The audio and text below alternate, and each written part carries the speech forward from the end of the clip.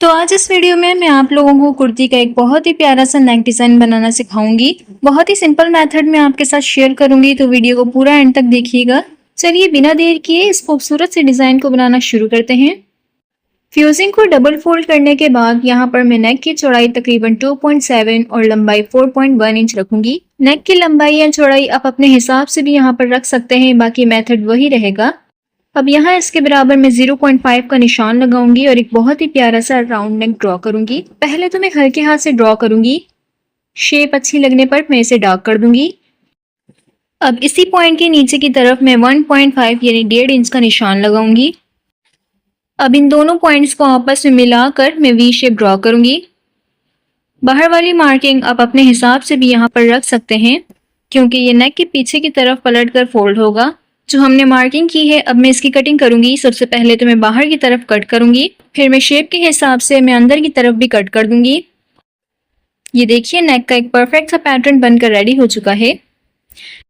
अब यहाँ पर मैं अलग से डबल में फ्यूजिंग लूंगी। ये देखिए इसकी चौड़ाई तकरीबन यहाँ पर मैंने 2 इंच ली है। स्लिट की लंबाई तकरीबन मैंने 9 इंच रखी है। आप अपने हिसाब से भी इसकी लंबाई ले सकते हैं। नेक का पैटर्न जो हमने बनाकर रेडी किया था, मैं बिल्कुल बीच में इसको रखूंगी और इस तरह से मैं इसको ड्रॉ करूंगी। याद रखें आपने बिल्कुल बीच में रखकर इसको ड्रॉ करना है। अगर आप तिरछे में रखेंगे तो आपका डिजाइन बिल्कुल भी सही बनकर रेडी नहीं होगा। अब इसकी चौड़ाई मैं तकरीबन 0.7 इंच रखूंगी। आप चाहें तो आधा इंच भी रख सकते हैं। क्योंकि फ्यूजिंग डबल फोल्ड में है तो 0.7 के हिसाब से स्लिट की चौड़ाई तकरीबन 1.2 बनकर रेडी होगी। और इस तरह से मैंने इसे ऊपर तक ड्रॉ करना है। याद रखें ऊपर से लेकर नीचे तक इनकी चौड़ाई एक जैसी होनी चाहिए। कटिंग में अगर डिफरेंस आएगा तो डिजाइन का लुक भी डिफरेंट होगा। तो यहाँ पर आपने बिल्कुल स्ट्रेट और परफेक्टली कटिंग करनी है। ये देखिए बिल्कुल इस तरह से। तो यहाँ पर मैंने कटिंग कर ली है। ये देखिए बिल्कुल परफेक्ट शेप में मैंने कटिंग की है। मैं आपको पैटर्न के ऊपर रख के दिखा देती हूँ। ये देखिए नेक के पैटर्न को मैंने फैब्रिक के ऊपर से अलग से आयरन किया है और बाहर की तरफ बुकरम के बराबर कटिंग करके एक्स्ट्रा फैब्रिक को अंदर की तरफ पेस्ट कर लिया है। अब इस तरह से मैं मेन फैब्रिक के ऊपर रख के बुकरम के बराबर इसको स्टिच करूंगी। फिर सिलाई के बराबर थोड़ा सा फैब्रिक छोड़कर इसकी कटिंग करूंगी। ये देखिए बिल्कुल इस तरह से। फिर मैं सभी तरफ कट्स लगाकर इसको पीछे की तरफ फोल्ड कर दूंगी। अगर आप मेरी वीडियो पहली बार देख रहे हैं तो मेरे चैनल को विजिट करना नहीं भूलिएगा। मेरे चैनल को विजिट करने पर आपको इस तरह के और भी अच्छे अच्छे डिजाइन देखने को मिलेंगी। तो जल्दी से चैनल को सब्सक्राइब कर दें और बेल आइकन का बटन प्रेस करने से मेरी वीडियो की लेटेस्ट अपडेट आप तक जल्दी पहुंच जाएगी। मैंने दोनों पट्टियों को इस तरह से फैब्रिक के ऊपर आयरन किया है। अब बुकरम के बराबर मैं थोड़ा सा फैब्रिक छोड़कर यहाँ पर इस तरह से इसकी कटिंग करूंगी। कट्स लगाने के बाद मैं फैब्रिक ग्लू का इस्तेमाल करूंगी और बाहर वाले फैब्रिक को अंदर की तरफ इस तरह से पेस्ट कर दूंगी। पहले मैं पेस्ट करूंगी, फिर उसके बाद मैं इसे अच्छे से आयरन करूंगी। आपके पास कोई भी फैब्रिक ग्लू हो आप उसका यहाँ पर इस्तेमाल कर सकते हैं।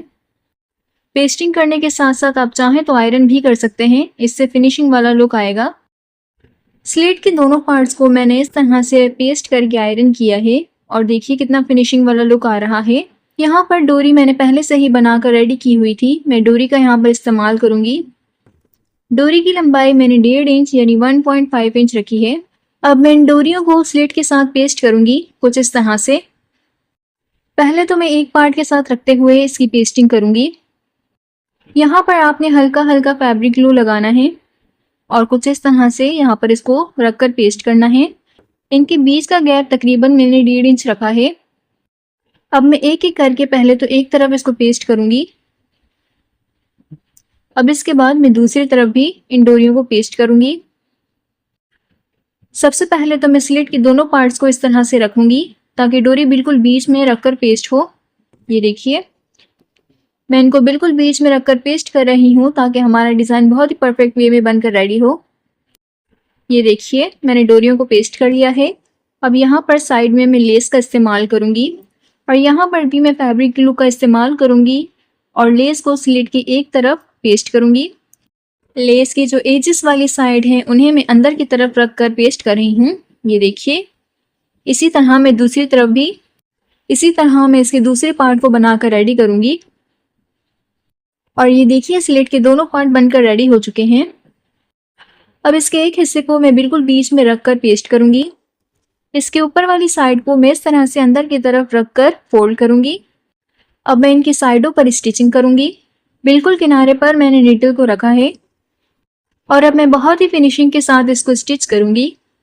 ये देखिए बिल्कुल इस तरह से। लॉन्ग वीडियोस के साथ मैं शॉर्ट्स भी अपलोड करती रहती हूँ और शॉर्ट्स में मैं हर तरह के डिज़ाइन और स्विंग से related tips and tricks share करती रहती हूँ, तो आप मेरे शॉर्ट्स को भी चेकआउट करना नहीं भूलिएगा।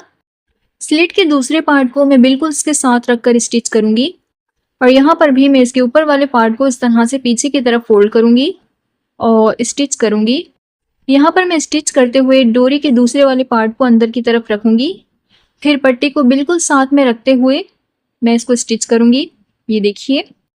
अगर आपको इस डिज़ाइन का ये वाला मेथड पसंद आया हो तो मुझे कमेंट सेक्शन में ज़रूर बताइएगा। मैं इस तरह के और भी इजी मेथड आपके साथ शेयर करती रहूंगी, तो मेरे चैनल के साथ जुड़े रहिएगा। यहाँ मैंने डोरी के अंदर पर्ल्स को अटैच किया है।